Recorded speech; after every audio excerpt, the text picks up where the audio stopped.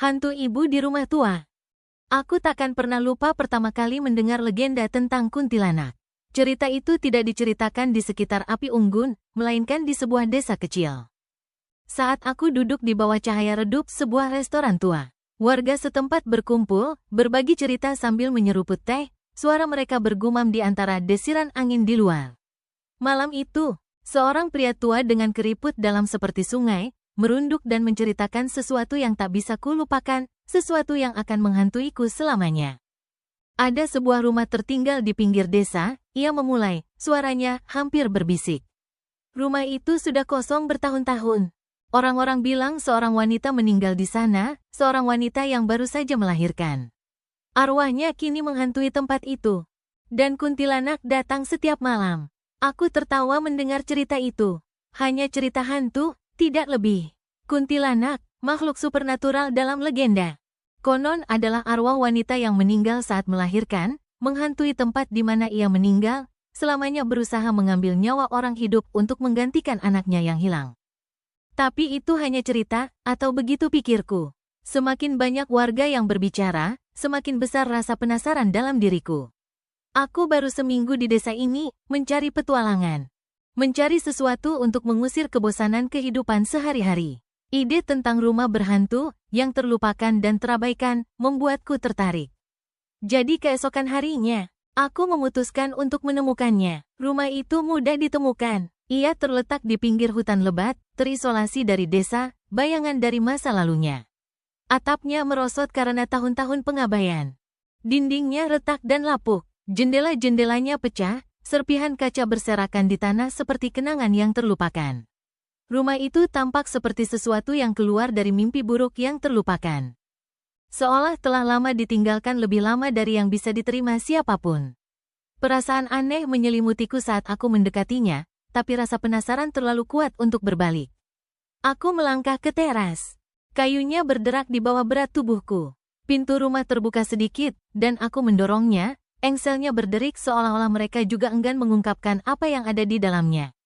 Udara di dalam rumah tebal dengan bau pembusukan, jamur, kelembaban, busuk. Lantai kayu berderak di bawah kakiku saat aku melangkah lebih dalam, setiap langkah membuat papan lantai berteriak. Perabotan lama tergeletak terbengkalai, tertutup debu tebal. Dinding-dindingnya mengelupas, warna-warna yang pudar memantulkan tahun-tahun sejarah yang terlupakan.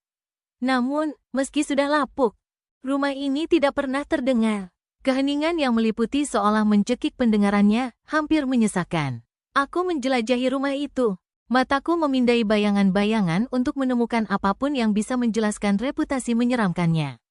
Seolah-olah rumah itu menahan napas, menunggu sesuatu. Lalu, aku mendengarnya, suara lembut yang hampir tak terdengar. Sebuah lagu pengantar tidur. Suara itu lembut pada awalnya, seperti desisan seorang ibu yang menenangkan anaknya untuk tidur. Melodi itu mengalun melalui rumah, memenuhi ruang kosong. Namun kemudian, sesuatu berubah. Suhu udara turun drastis, dan aku bisa melihat napasku yang membeku di depanku. Lagu yang lembut itu berubah menjadi sesuatu yang lebih gelap, suara tangisan bayi yang samar, jauh namun menusuk. Jantungku berdegup kencang, tapi aku tak bisa berhenti mengikuti suara itu. Tangisan bayi itu semakin keras saat aku bergerak lebih dalam ke rumah, menarikku menuju ruangan paling ujung. Aku mencapai sebuah pintu di ujung lorong sempit, dan aku ragu sejenak. Tangisan bayi itu kini menjadi semakin putus asa, hampir panik. Perlahan, aku membuka pintu itu. Di sana dia. Seorang wanita, berpakaian putih, duduk di lantai di tengah ruangan. Punggungnya menghadapku, kepalanya tertunduk saat dia bergoyang maju mundur, menyanyikan lagu pengantar tidur. Rambut hitam panjangnya menjuntai menutupi wajahnya, tapi keberadaannya mengirimkan dingin langsung ke tulangku. Udara terasa semakin dingin, suasana terasa berat dengan sesuatu yang tidak wajar. Tangisan bayi semakin kuat, memenuhi ruangan dengan keputusasaannya.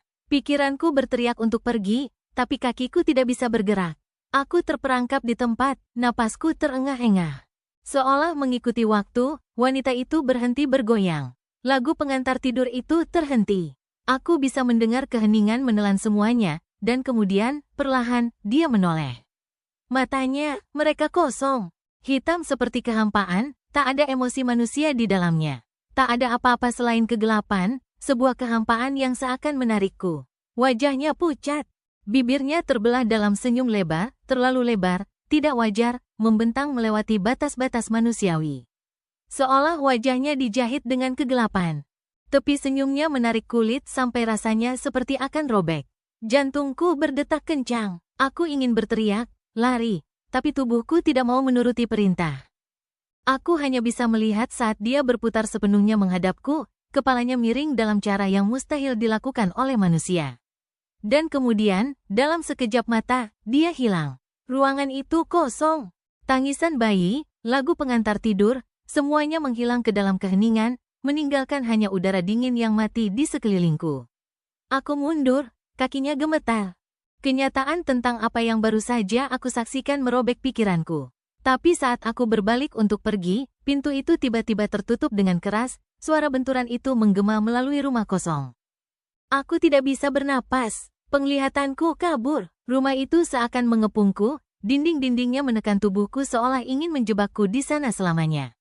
Aku meraba gagang pintu, tanganku gemetar. Dan akhirnya pintu itu terbuka. Aku berlari keluar, tergesa-gesa keluar dari pintu menuju cahaya matahari. Aku tidak pernah kembali ke rumah itu. Namun kutukan, entah apa itu, tidak pernah meninggalkanku. Setiap malam sejak saat itu, aku mendengarnya.